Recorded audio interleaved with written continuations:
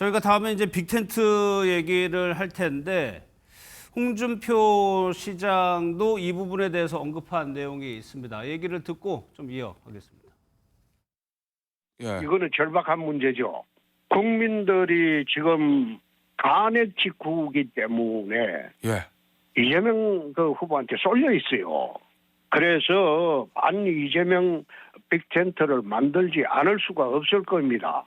우리 당의 후보가 탄생하면 그 사람 중심으로 반 이재명 연대를 개혁신당뿐만 아니라 민주당의 반 이재명 세력들도 같이 해야 이건 막을 수 있을 것으로 나는 봅니다.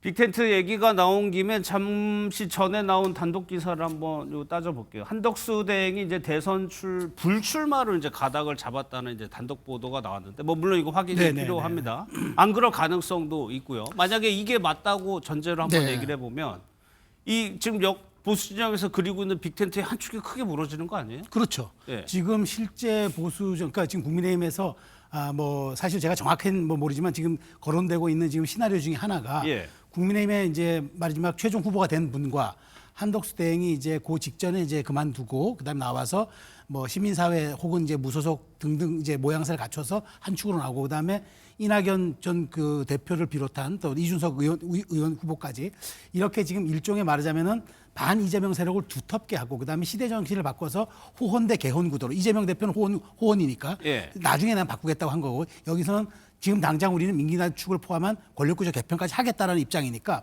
그렇게 프레이밍을 바꿔 전선을 딱 형성해서 하면은 이게 이제 구도 싸움도 되고 빅텐트도 돼가지고 이재명 후보를 압도할 수 있다 이 전략이었는데 만일 한덕수 대행이 여기서 한다 빠진다 그러면은 한 축이 흔들린 거죠. 왜냐하면 이게 그 외부 그러니까 완전히 이념적 지형과 지지 기반이 다른 이준석 혹은 이낙연과는 한덕수 대행은 또 다른 차원의 문제이기 때문에 여기에서 힘을 조금 더 키워서 그것까지 연결하는 이른바 빅텐트가 조금 더 말하자면 힘을 가질 수 있는데 그런 측면에서 중간에 하나 좀 빠진다는 그런 좀 그 생각은 지울 수 없지만 정치가 현실이라는 점에서는 저는 한 대행의 지금 이런 일부 보도가 그럴 수도 있겠다는 생각은 또 있습니다. 아, 그럴 수도 있겠다. 물론 정치는 뭐 생물이어가지고 언제 상황이 바뀔지를 모르고 이 기사도 보니까 일단 국민의힘 핵심 관계자별로 나오긴 했지만 좀 더 지켜봐야 될 것 같기도 합니다. 그런데 앞서 경선에서 유승민 전 의원이 오세훈 시장 얘기했지만 경선 흥행 초반에는 얘기하고 기대하는 게 사실 보수 진영에 있었는데 약간 그 흐름대로는 지금 상황에서는 가고 있지 않다는 생각도 좀 들거든요. 네, 저는 애초부터 조금 그 한덕수 대행 이야기를 했을 때 왜 당의 룰을 4명으로 좁히고 2명으로 좁히는지도 엇박자다 그렇게 생각했어요. 사실은 한덕수 대행을 그렇게 키우려면 당 안에 들어올 수도 있는 부분이었는데 무리하게 2명으로 좁혔을 때 확실하게 2명에 들어갈 수 있을 것인가. 그러다 보니까 한덕수 대행이 당 안에 들어오지 못하고 당 밖에 들어오는 형태로 시간이 가면서 사실은 그러면 거기에서 만약에 김문수나 나경원 후보가 말하자면 뭐 서로 짜는 각본으로 해서 후보가 되고 난 다음에 사실은 범보수 단일화 후보에서 한덕수 대행으로 간다 그러면 그것은 의미가 있어 보이는데 만약 그 안에서 그런 상황이 되지 못했을 때 쉽게 얘기해서 한동훈 전 대표가 후보가 됐을 때 과연 한덕수 대행하고 싸움이 어떻게 될 것이냐 이건 한덕수 대행이 보더라도 간단한 싸움은 아니거든요. 그런 리스크를 가지고 본인이 계속 내 마지막 소임이라고 했던 부분을 연장할 수 있을까. 그동안에 평생 관료로 살아온 분으로서는 조금 무리수가 있다. 그러니까 너무 페이브를 안 준 것이죠. 말하자면 실제로 당이 그런 정도의 생각을 갖고 있었다면 그러다 보니까 실제적으로 오늘 권성동 원내대표 얘기한 것처럼 당내 경선의 생각이 없고 다 당 밖으로 한덕수 대행으로 시선이 쏠려서 그래서 지금 브레이크를 걸고 있는데 이제 그러다 보니까 서로 간에 리드미컬하게 돌아가지 않아 보니까 이런 서로 작전이 안 통하는 상황에서 한덕수 대행이 나오는 것은 무리수다 본인 상태에서 확실하게 컨트롤이 안 되고 있다는 생각을 하면 그렇게 한 대행이 인생의 마지막에 이렇게 리스크를 다 걸고 들어올 수 있겠느냐 이제 그런 생각을 하게 되는 거 아닌가. 그리고 그런 배경 방금 우리가 확실하게 믿지는 못하겠습니다만은 한 대행이 만약에 최종적인 접기로 결심했다면 권성동 원내대표의 말씀도 상당한 그 영향을 끼쳤다 그렇게 볼 수 있습니다. 오늘 발언 말씀하시는 예, 거죠? 14명이고 뭐고 그런 얘기 하지 마라. 예. 집안 단속을 한 거거든요. 알겠습니다. 이 내용 한번 좀 계속적으로 봐야 될 것 같아요. 그러면 최수영 네. 평론가, 애초에 국민의힘이 4명, 2명, 1명으로 했던 그 경선 룰의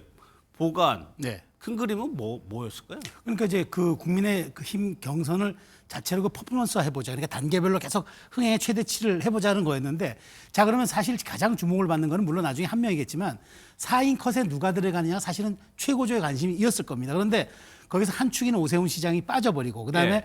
가능성이 있지 않을까라고 얘기했던 이제 유승민 의원도 빠져버렸는데, 제가 보기에 그 완전 국민 경선 100%라는 게요. 그 사실 역선택을 하잖아요. 역선택 조항을 두잖아요. 예. 국민 여론조사 100%. 근데 이게 그렇게 되면 당심에 가까워요. 제가 여론조사 전문가들 얘기를 들어보면은 예. 그 확실하게 이제 국민의힘 지지층과 중도라고 무당층만 대상으로 해버리면은 당심의 한 90%를 수렴한다 그러더라고요. 아, 자 그러면은 예. 이게 당심과 크게 달라진 게 없다는 얘기죠. 그러니까 우리가 대선은 우리가 당내 경선은 지지자들의 최대 동원이 관건이지만 본선은 관전자들의 최대 참여가 관건이란 말이에요. 예. 그런 측면에서 이 경선의 본선 역할을 할 수 있는 이 말하자면은 저 에너지를 좀 끌어들여야 되는데 경선에서 당신만 다 끌어들여 버리면 과연 이게 가능하겠느냐, 그런 측면에서 저는 룰 세팅이 조금 아쉽다는 생각은 있고 예. 이미 그건 정해졌으니까 그런 측면에서 유력한 후보 2분이 빠져버리니까 일단 4인 컷에서 지금 김이 조금 새버린 형국이에요. 근데 한덕수 대행이 설령 출마할지 안 할지는 모르겠으나 어쨌든 지금 기대치만큼 이게 가 있지 않아서 나중에 정말 이거 흥행을 살리려면은 여기에서 선출된 후보와 예. 이른바 좀 전에 저희가 얘기했던 이른바 반명 빅텐트가 어떻게 구성될 것이냐, 예. 이게 아마 마지막 남은 최대 관건이 될 것 같습니다. 그러면 이 부분 한번 저희가 질문을 드려볼까. 한덕수 대행 지금까지 얘기를 해왔고요. 이준석 의원, 뭐 빅텐트에 전혀 답하지 않고 있는 이준석 의원은 앞으로 어떻게 될 것이냐. 김영주 의원께서는 지금 이준석 의원은 이거 선을 긋고 대구 경북 지역에 자주 가면서 선거 운동을 하고 있단 말이에요. 예. 막판에 변수가 될 거라고 보세요? 뭐 변수가 될 수 있습니다. 그런데 이제 사실은 이제 본인들 스스로는 이제 동탄 모델을 갖겠다. 그러니까 사실은 예. 텐트 안에 들어가거나 같이 끼어서 들어가서 하는 작업이 아니라 끝까지 버티기 위해서 버텨서 1등을 하겠다. 예. 그때 동탄에서도 처음에 뭐 20%도 안 됐지만 마지막에 40%로 당선됐다.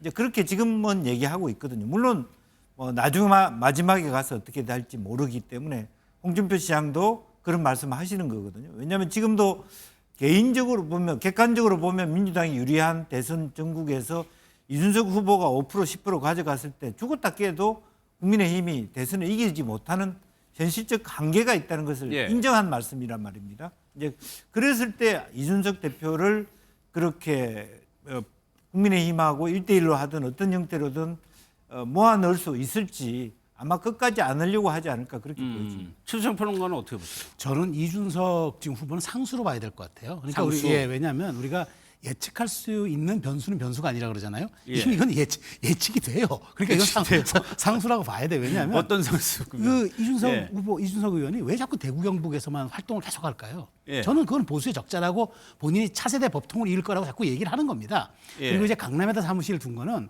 자 보시는 이제 그 TK에 기반을 소구를 하고 있지만 기본적으로 강남이란 다른 사람은 다 여의도에 사무실 내는데 본인은 거기다 사무실을 내면서 나는 새로운 세대, 그러니까 이른바 시대 교체를 하는 퍼스트 펭귄이 되겠다라는 점을 강조하는 거죠. 예. 자, 그런데 한번 생각해 보십시오.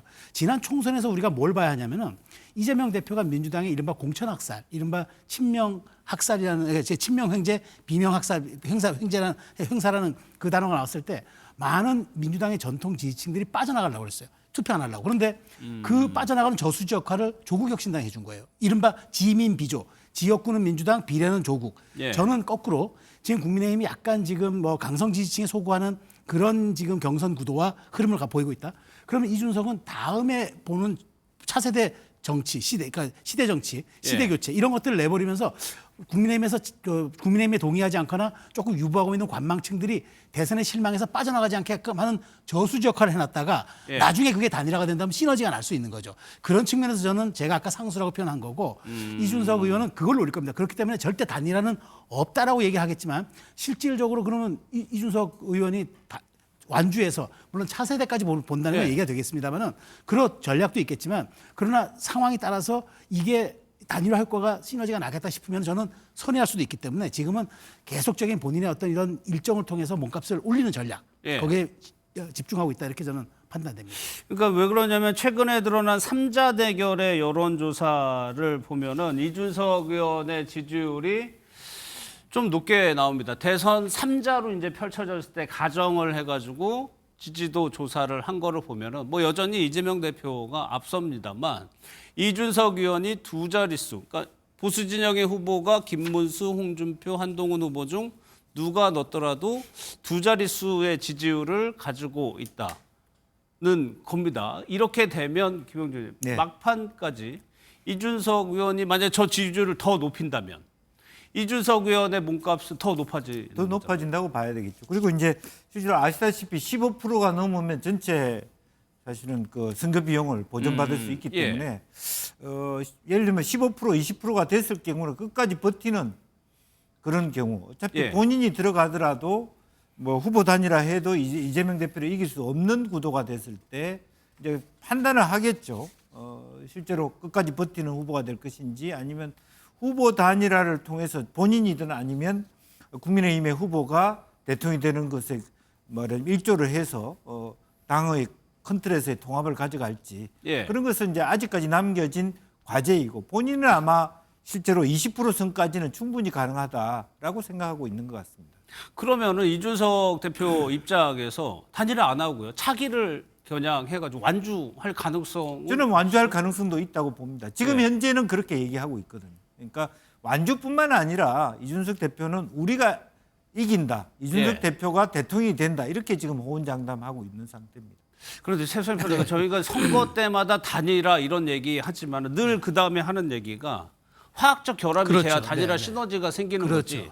단순히 사람들이 다 텐트 안으로 모인다고 해가지고 그 지지율이 다 더해지는 건 아니거든요. 그렇죠. 단순 합산이 정치는 아니거든요. 예. 그런데 저는 이렇게 봅니다. 근데 이제 여기서 주목할 만한 포인트는 지금 사실 이재명 후보가 만일 당선되면은 이재명 후보가 그동안에 사실 어마무시한 입법권 행사를 했는데 이제 행정 권력까지 가지잖아요. 그럼 거부권도 무력화되는 거예요. 이재명 예. 대표가 맘만 먹으면 모든 법안이 다 통과돼서 지금 일각에서 이 얘기를 하는 겁니다. 헌정 이래 가장 무소불위의 권력을 행사할 거다. 그런 측면에서 이재명 후보가 지금 얘기 나오는 개헌도 아니 그건 다음에 내란 예. 세력 종식이라고 얘기하지만 많은 분들은 마지막으로 본인이 중앙 집권적인 대통령제를 누리겠다는 생각을 갖는데 자 그러면은 이 무소불위의 권력은 누가 견제합니까? 그런데 이게 저는 일종의 말하자면 화학적 결합의 동인이 될 거라고 봐요. 그런 측면에서 이게 지금 다 피해자들이거든요. 이낙연 지금 뭐 빅텐트에 구성되고 있는 뭐 이낙연 전 대표라든가 이준석 의원은 아니지만 그러니까 이제 그런 어떤 말하자면 우려와 공포가 있기 때문에 그런 점들이 저는 녹일 수가 있다. 제가 한덕수 대행에 대해서 단일화 효과를 조금 더 낮게 보는 좀 낮게 보는 이유는 하나는 지금 국민의힘 후보 지지층이 겹쳐요.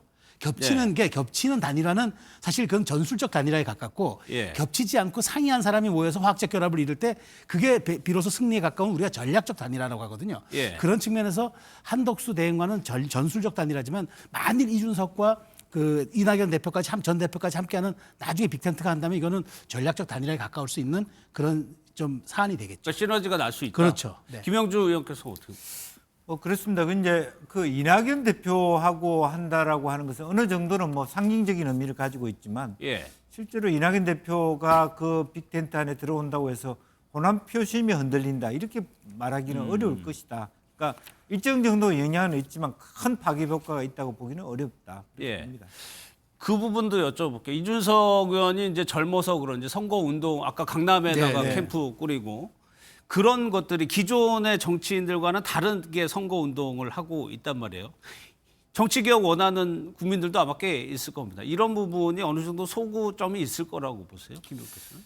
지금 이제 지금은 막 그 말하자면 대통령 파면이라 이런 쪽에 막 생각을 많이 갖고 있지만 예. 조금 있으면 이제 조기 대선이 되고 또 지금 보수 쪽 뭐 이준석 대표 포함해서는 다 방금 말씀이 있었습니다만은 개헌과 관련해서 다 얘기를 하면서 조금 뭐랍니까 미래의 희망적인 메시지 또 미래적 예. 투표를 얘기했을 때 아마 이준석 대표는 그것을 굉장히 활용하고 싶어하는 세대적인 어떤 발론티어로서의 역할, 프론티어로서의 역할 이제 거기에 맞는 기존 정치권과 다른 행보를 보이는 것이 본인의 선거 전략이라고 보고 예. 그런 부분에 대해서 많은 사람들이 참신하다고 느낄 수 있습니다. 그러나 아직까지 우리 사회에서 이제 이준석 대표를 보는 시각 자체가 큰 제목인 줄은 알겠는데 바로 대통령이냐, 특히 조기 대선은 인수위도 없이 바로 가는 것이기 때문에 표가 될지는